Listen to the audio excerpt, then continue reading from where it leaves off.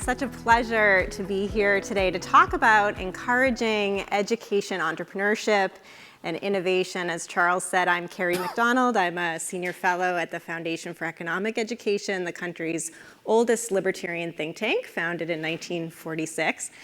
I'm also an education policy fellow at State Policy Network and the author of the book Unschooled: Raising Curious, Well-Educated Children Outside the Conventional Classroom, that came out in 2019, but had quite a bit of renewed interest in the spring of 2020, as so many families found themselves suddenly living and learning at home with their children. And I'm joined today, again, as Charles said, with Amar Kumar, who's the founder of the Boston-based startup KaiPod Learning, which is a national microschooling network, fast-growing, as well as Dr. Danilo Petranovich, who runs the Abigail Adams Institute in Cambridge, Massachusetts, as providing supplemental humanistic education for the Harvard community.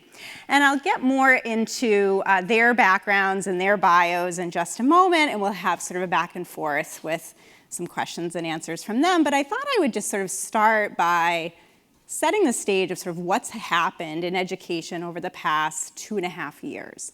And there's a lot that we could be upset about right now, and kind of reflecting on the disruption caused by the COVID response in terms of K-12 education. We have NAEP scores that have come out that show lack of proficiency and real gaps in learning. We have a rising youth mental health crisis. We have curriculum battles in classrooms across the country. So there's a lot that we could dwell on, a lot of negative.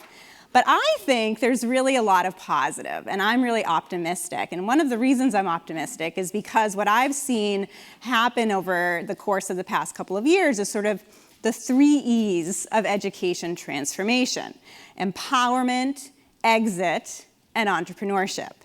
So in terms of empowerment, back in the spring of 2020, when everyone again was living and learning alongside their children, parents were re-empowered to take back control of their children's education from government bureaucrats and really get a close-up look at what was happening in their children's classrooms. What were their kids learning, or what were they not learning? And it was truly eye-opening. It was really a defining moment from the parents I've talked to, and then certainly the trends we've seen across the country. And from that time of a kind of parent empowerment, parents, again, reclaiming control of their children's education, it shifted into exit. And there's been a breathtaking exit from government-run schools over the past 2.5 years. New data out show, for example, that between the spring of 2021 and the spring of 2022, there were 4 million students who left government-run schools.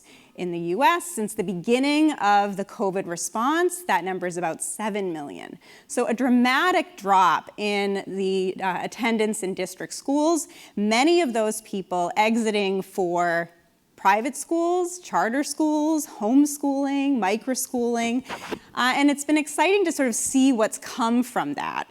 And so if we think again back to 2020, as parents were re-empowered and beginning this process of exit, what were they doing? Well, many of them started to create what were called pandemic pods, which were often these sort of spontaneous co-learning communities, very often parent-driven, multi-age, mixed age groups, small kind of one-room schoolhouse experiences. And this was very much what was sort of representative of the microschooling movement. And that had been gaining traction pre-2020. I wrote about it in my Unschooled book. You may know some of the kind of national microschool networks that predated COVID, places like Prenda Learning Pods or Acton Academy or Wildflower Montessori School, really just gravitating towards this idea of small, mixed-age learning communities that were reminiscent of kind of the one-room schoolhouse. And so parents were discovering that throughout the 2020 to 2021 academic year in forming these pandemic pods.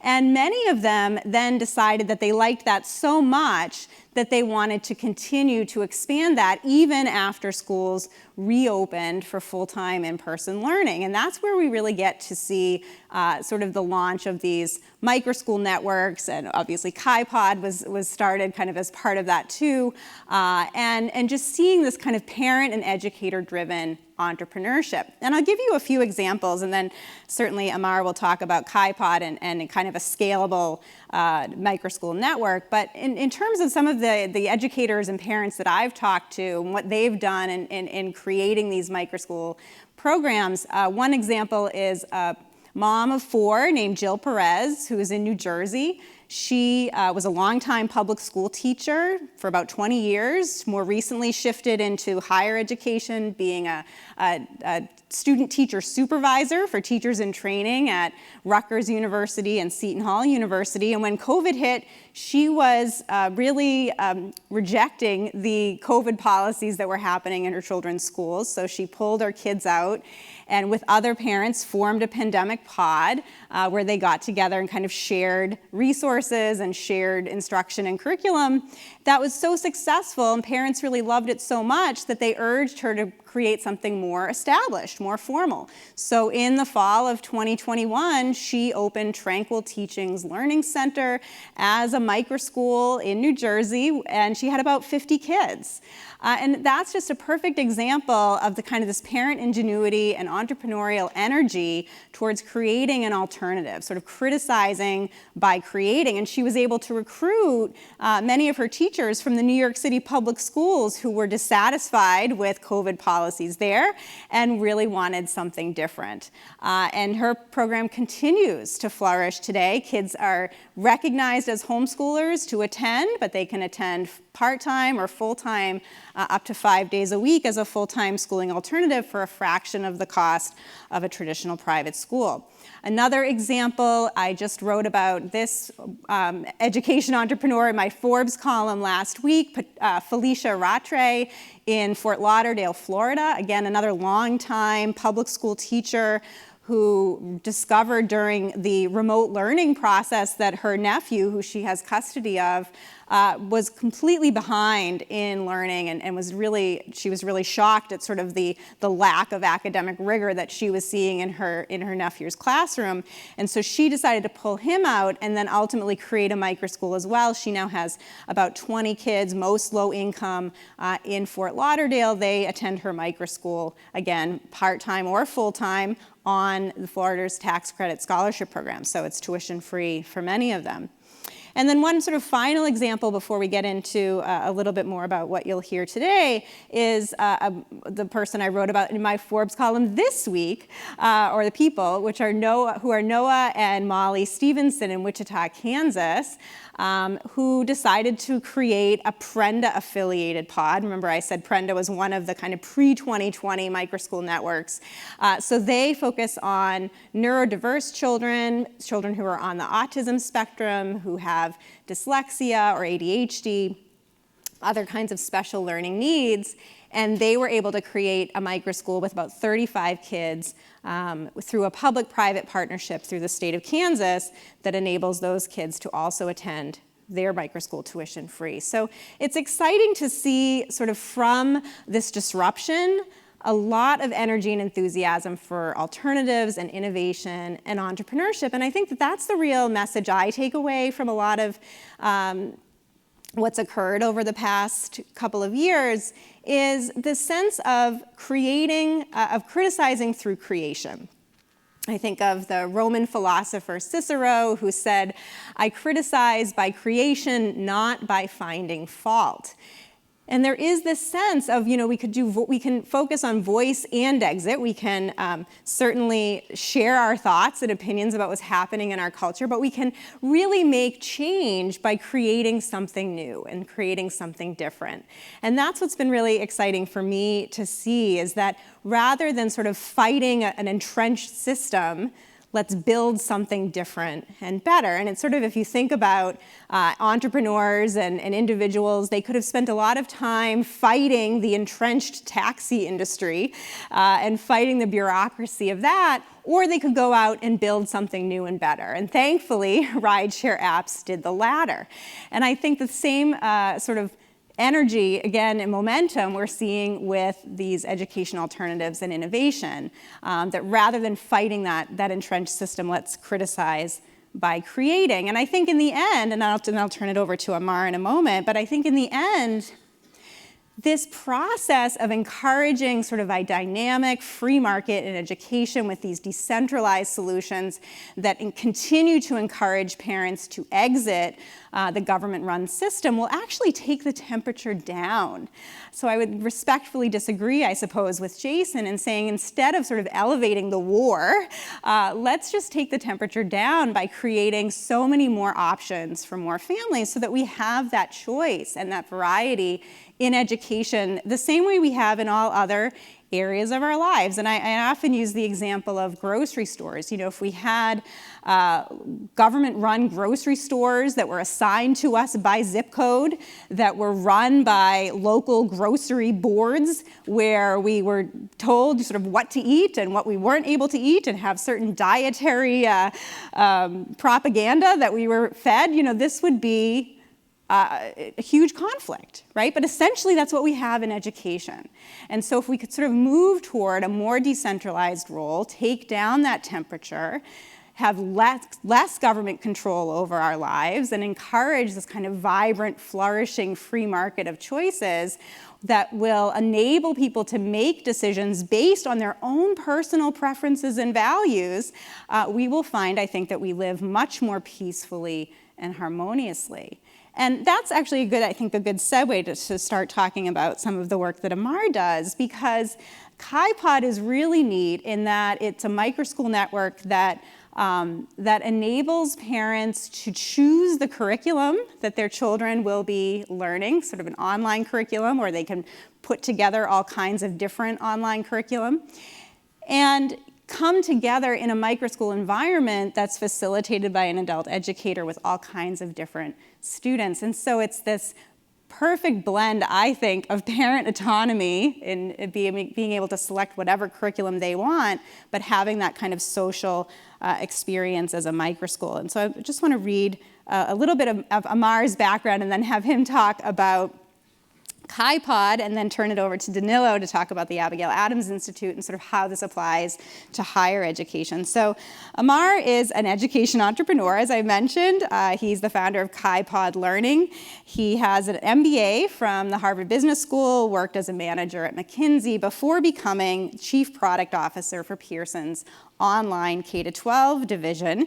He's also been a school teacher and a principal at a high-needs rural school in India. So just a real vast experience in education and in entrepreneurship. So Amar, let's start with you maybe talking a little bit about what KaiPod is and why you decided to launch it. Sure. Thank you very much for having me, and thank you for that introduction. Maybe I'll answer the why I decided to launch it, because that'll build into what it is. As Kerry mentioned, I've been in education for a very long time, more than 15 years. I was a school teacher, I was a school principal, and in those roles, I sort of got to understand the challenge that all school teachers face. And I call it the problem of thirds. So you're standing in front of the classroom, you've got a classroom of 30 kids, and you plan a lesson.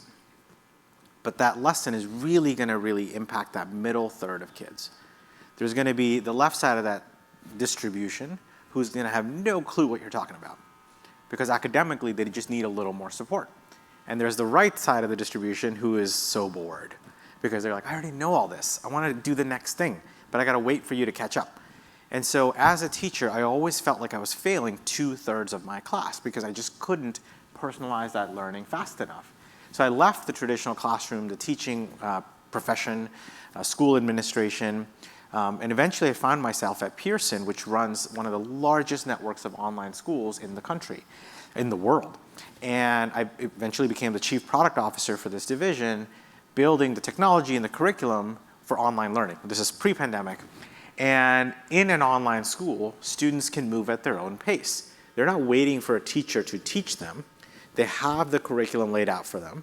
And if they're doing really well with a subject, they can go faster. And if they're struggling, they can take the time to get it right before they move on. It's an incredibly personalized path. And over time, we had more than 150,000 kids on this platform. But every single one of them, while they were doing well academically, they were struggling with socialization. And their parents at home were struggling with being the educator support system for that child. Many of them wanted their kids out of the house, right? There was a lot of the things that we all discovered during the pandemic that were true for these online schools before the pandemic. And so when the pandemic started and I saw more and more families discovering these shortfalls with online learning, but also the benefits of self-paced, flexible learning, I think I said, okay, there is a real potential here. There's a real potential to make this online learning plus some sort of in-person component a really viable part of the education system. Now, all of this is on a backdrop of the K-12 system being on a vicious cycle that is going to, I think, eventually lead to something that resembles where I grew up in India, which is the best teachers are leaving the system for other opportunities. Entrepreneurship, private roles in ed tech companies, whatever it might be, the best teachers are leaving, which causes the school system to pay more to retain the teachers that remain. And so you can see the data on teacher exits, you can see the data on teacher salaries and retention bonuses going up. Now, as school systems pay more for those things, they don't have enough left over for infrastructure, for learning programs, diverse learning needs. And so the parents who are left say, well, now my child is not being served as well anymore. And that spurs an exit. So those parents leave and they look for private, charter, microschool, homeschool options. When every time a parent leaves, what happens? The school's funding goes down even further. When there's less money left over, more teachers leave. And so it ends up in this vicious cycle where the teachers are leaving, the parents are leaving, there's less money left over. So I saw that as the backdrop of what's happening in K-12 education. And as Kerry said, I chose to create. I wanted to create a new alternative, another option for families who are looking to leave, which takes the best of high quality online learning and provides in-person support. And so that is what KaiPod is. So we run a network of in-person learning centers across the country where any family can join us. They choose the curriculum they want. We're happy to make recommendations based on your family, your learners. You can choose a traditional public standards aligned curriculum. You can choose a Montessori project-based learning curriculum. You can choose a religious curriculum. You can create your own curriculum if that is how you want to be a part of your child's education. And so we start with the family choosing a curriculum, and then the child comes to our physical center to work on that content, to get support from a learning coach who is a former classroom teacher, and to be around other kids to get all that social fun experience that you want kids to have. And so that's what we're building, and we're finding tons of demand for parents who want to be more actively involved. They don't want someone else to take care of their child's education. They want to be part of that journey. Yeah, and so I think one of the kind of key components of this panel is really celebrating this diversity of thought and practice in K-12 education through creation, through entrepreneurship and innovation. And we're also happy to have Danilo with us, who's talking about kind of the higher education and encouraging diversity of thought there. And so let me just read a little bit about Danilo. He is the director of the Abigail Adams Institute in Cambridge, Massachusetts, which provides supplementary humanistic education to the Harvard community as well as other local universities in the area. Previously, he taught political science at Duke University and Yale. His scholarly expertise is in 19th century European and American political and social thought. You're currently writing a book that is under contract with Yale University Press on nationalism and the North in antebellum America. So, Danilo, maybe you could talk a little bit about the origin of the Abigail Adams Institute and what your mission is. You got it. Thank you, Kerry, for that nice segue and a great introduction to the panel.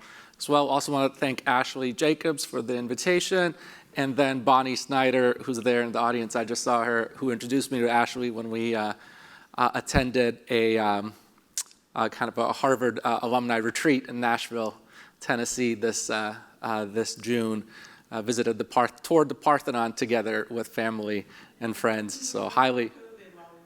Oh, okay, I did not know that. Yeah, okay. Hope it wasn't too bad.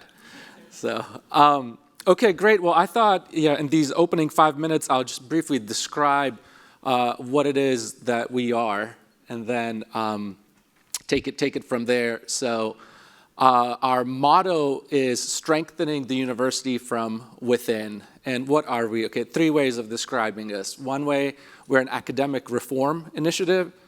We are an independent scholarly institute, and then intellectual community incubator for number 3. So what is the first one?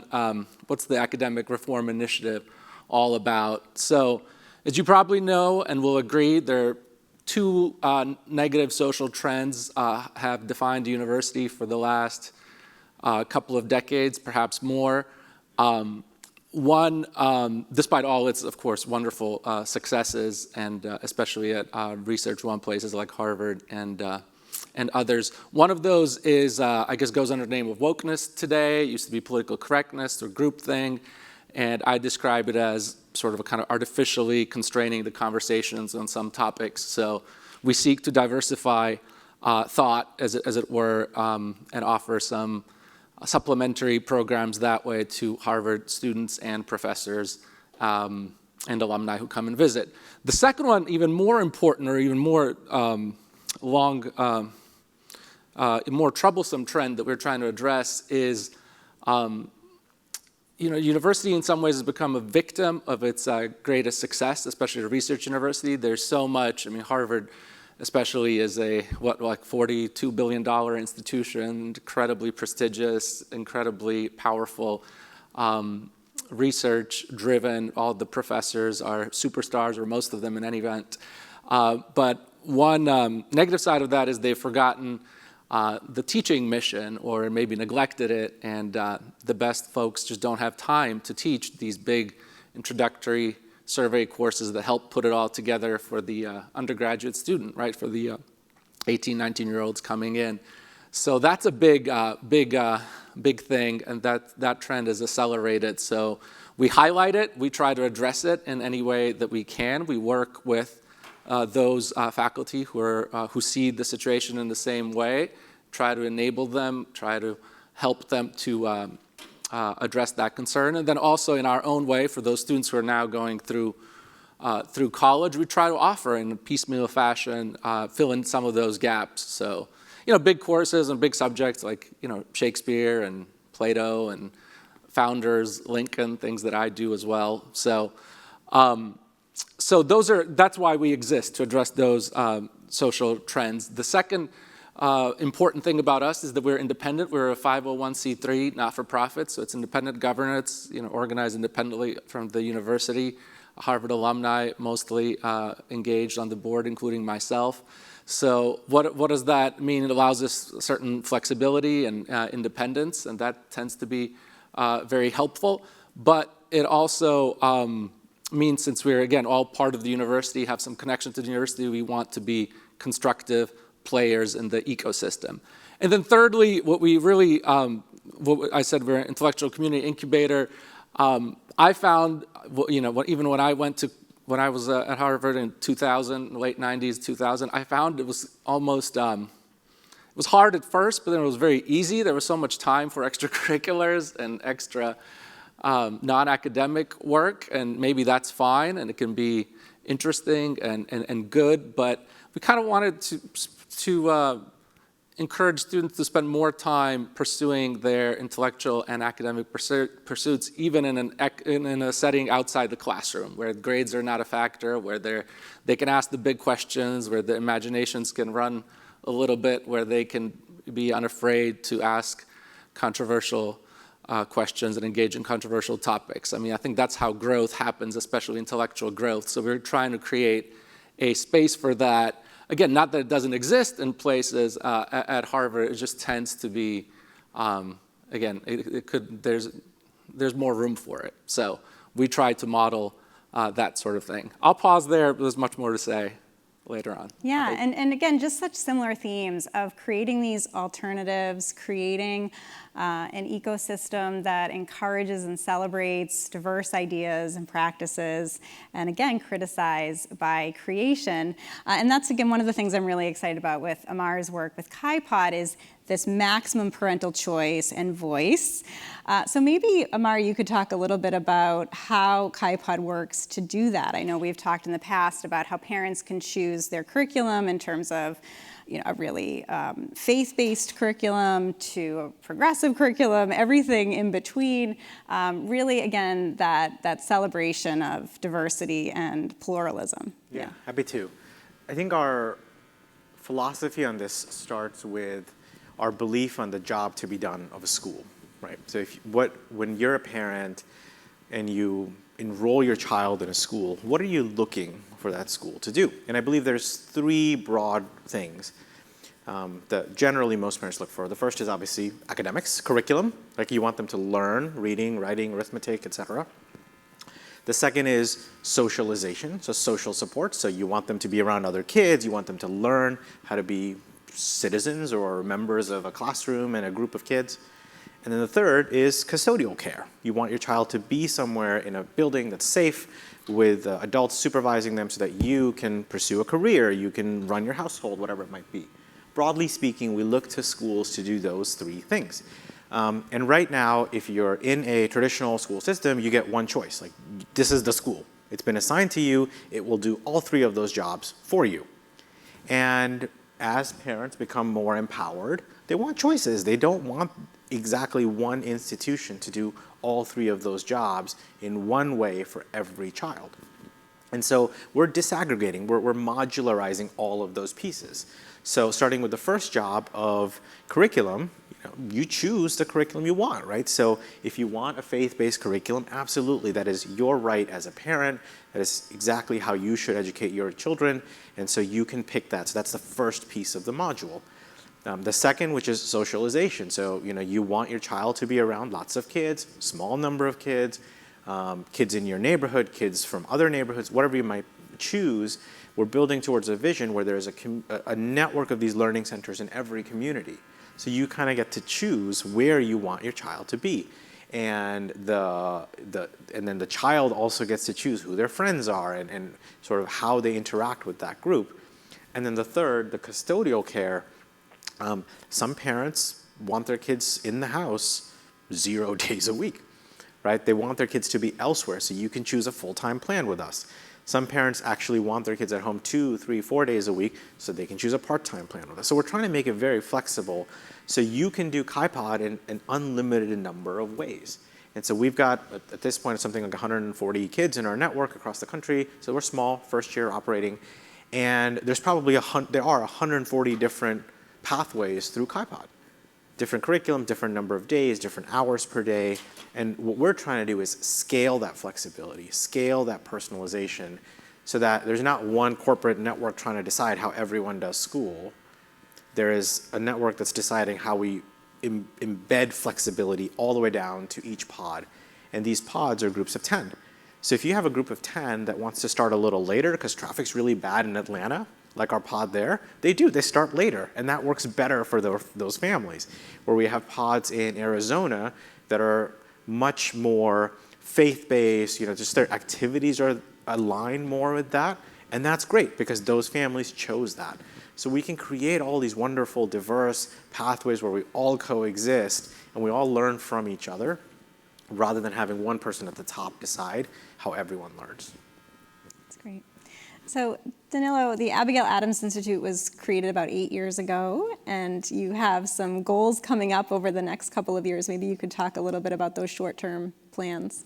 Absolutely, yeah. Thank you, Kerry. Yeah, the goals are to continue doing what we're doing, or maybe I thought I would give an example of a day in the life of Abigail Adams Institute. So, and the other one is we're always looking to find ways to scale, but also without losing our mission and purpose. So we're a very labor-intensive organization, and there's some of that we'll never be able to get around with. Some of the point is also to remain that. So the best way for us to scale would be to see the creation of other similar institutes at other places, at other universities or university-adjacent institutes. But so one of the things, so here's an example from yesterday's day that I can maybe go through. So we invited actually someone, this was somewhat unusual, someone from the Brookings Institution who wrote a book on, maybe you've seen it, Reeves, a book on boys and men. I guess people are nodding, some people are nodding, which is interesting reflection on what to do with this crisis of boys or men, or manliness, I suppose. And we organized a panel with him and some of our scholars in Harvard University. Scholars including the famous Harvey Mansfield, Professor Mansfield, who is a government professor and has been there for many, many decades now. So we organized a panel. A lot of our programming is done at our offices, which again are right next to Harvard, but also at Harvard. So this was done in the government department in one of their very, very nice lectures and auditoriums. Harvard's really wonderful that way. They allow you to, as long as you reserve a room in advance through a Harvard affiliate, you have no problem organizing programming there. So we were able to bring in different scholars and different perspectives on the question of boys and men, a controversial subject, obviously. So then a group of graduate students invited the participants over for dinner at their place nearby. They continued a conversation over wine and dinner. Again, we help enable and sponsor some of these things. But I ended up last night organizing a film night, again, on a kind of manliness topic. I don't know if you've ever seen the movie Point Break, 1991, about surfers and robbers, and it's a bromance of sort, and good on manliness, and the female gaze, Catherine Bigelow, of course, great director, Hurt Locker, and whatnot. So it's one of these movies that, maybe is controversial in some ways to watch today, but it's very good in raising the big questions, again, of friendship, as I said, manliness, nature of evil, risk, and so on and so forth. So then students stayed up for a couple hours after that discussing the topic. A student usually leads a presentation, and then somebody comments, and so on and so forth. So, okay, that's one example. So we try to hire more people to enable us to do more supplementary things of this nature that, again, don't crowd out some of the classroom work, but hopefully add, and again, in an environment outside of grades and outside of grading and the professor-teacher kind of vertical relationship, add some of that different programming.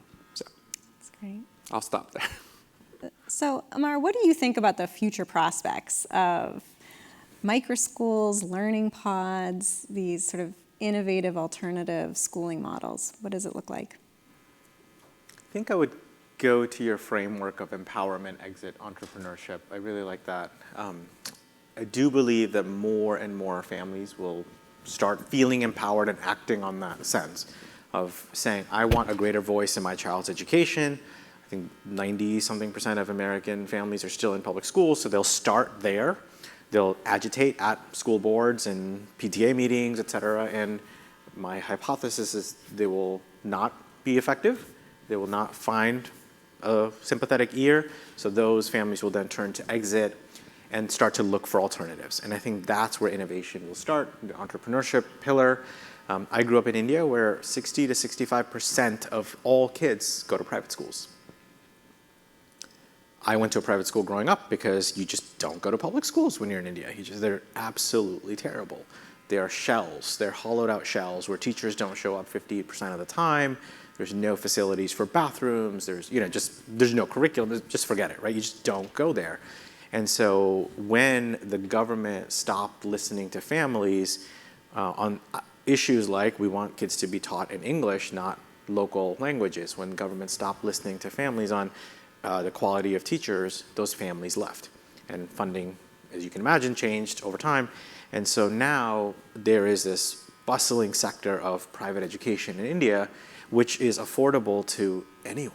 Like effectively anyone with just any disposable income can afford to send their kid to a private school. They're very, very low cost, very affordable. And then of course there's like a very elite sector as well. And so I think something like that is happening here. There's this one-way trip that education is on, which is when you stop listening to families and you stop being responsive to their needs, they leave, you lose funding, teachers leave, they leave. It's just that vicious cycle I referred to. We're on this one-way trip, and as more and more of these families leave, it will just create opportunity for entrepreneurs, right? Like I would not have started this company if I didn't see that there were a lot of families looking for alternatives, right? The idea for KaiPod came to me like 6 years ago. But I didn't think I could build it because there just weren't enough families. But I chose to start building it 18 months ago because I saw that exit happening. And I think more and more people are going to see that exit happening, create micro schools in their communities, leave the classrooms. I speak to teachers every day who are leaving the classroom because the job is not sustainable for them. And so they're saying, I need a different way to teach. I still want to be in education, but not in a classroom. So we say, how about starting a micro school? Some of you may be familiar with the book, The Beautiful Tree by James Tooley, that talks about these kind of low-cost private schools that are widely accessible in India and Africa and parts of China, many of which are sort of unregistered private schools, right? They're very much analogous to the micro schools that we have today. They're small and affordable and accessible, but often not recognized by the government as a registered private school, and yet parents clamor to send their kids there. Yeah. Yeah, absolutely. You know, for parents in India, the recognition by the government is worth nothing. You know, they want their kids to have the education so that they're effective, they're successful in life, and they can see when that's happening. They don't need the government to put a stamp of approval. The government, in terms of education in India, has zero credibility. And unfortunately, I think that's where we're headed here too. Yeah, well, and James Tooley will also say that one of the biggest threats to these private schools in India and elsewhere is government overreach, government regulation. That's certainly a concern here. My latest paper out through State Policy Network looks at ways that we can encourage education entrepreneurship by keeping regulation at bay, by encouraging this flourishing free market of education solutions, and really adopting a deregulatory strategy towards making it easier for entrepreneurs like Amar to open and operate and scale these individual microschools or microschool networks. So Danilo, you are operating on the periphery of Harvard campus. You are providing this kind of supplemental education for the Harvard community.